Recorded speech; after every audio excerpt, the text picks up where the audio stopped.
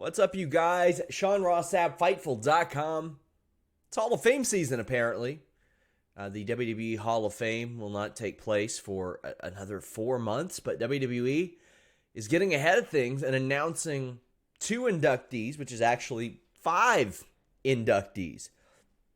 Dave Batista, WrestleMania headliner, former WWE champion, former World Heavyweight champion, turned movie star, has been announced as an inductee of the 2020 WWE Hall of Fame.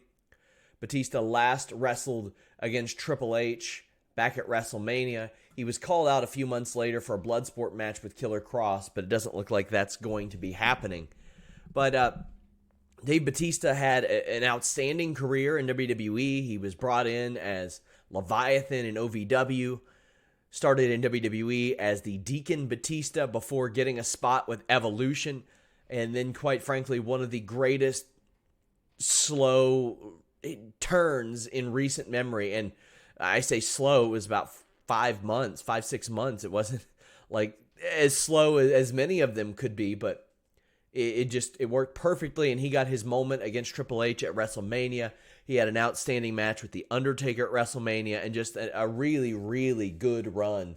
Went from completely raw to a really great performer, and we got to see him back in 2014, won the Royal Rumble, was a part of Evolution, and then he hit the bricks and became a big movie star.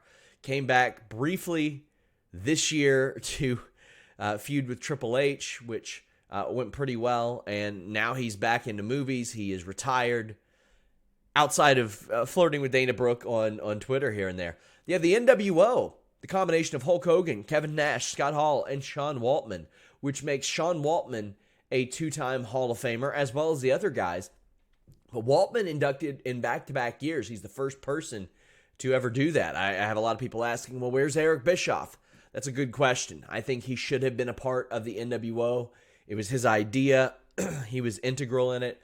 But I saw a couple people, maybe ill-informed, wondering why Sean Waltman was included instead of the original 3. Sean Waltman was crucial to this.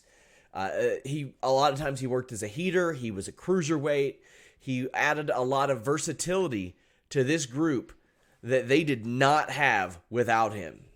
And his WCW run wasn't as long as it could have been. It lasted from about September 97 or 96 to essentially late 97 because he was hurt and was off TV. It was about a year-long run. But he was a part of the nWo their second time around, too. So, I mean, like, just because he was a part of that first iteration doesn't mean that was his only experience with the nWo. But he also would go over to Japan and work there, here and there. But he was a good glue factor that held the nWo together and allowed them to branch out. I mean, otherwise you're not going to have Eddie Guerrero or Dean Malenko or anybody else feuding with the nWo. It wouldn't have been as possible back then for them to integrate that type of connection. It stays fuck Hulk Hogan. He's racist. But Kevin Nash, Scott Hall, good for them. Good for them getting their second inductions. Hogan doesn't need any more shine. Whatever. The guy is what he is. But 5 inductions into the Hall of Fame, 2 group inductions. Until next time, guys, leave a thumbs up. Make sure you guys subscribe. We're out.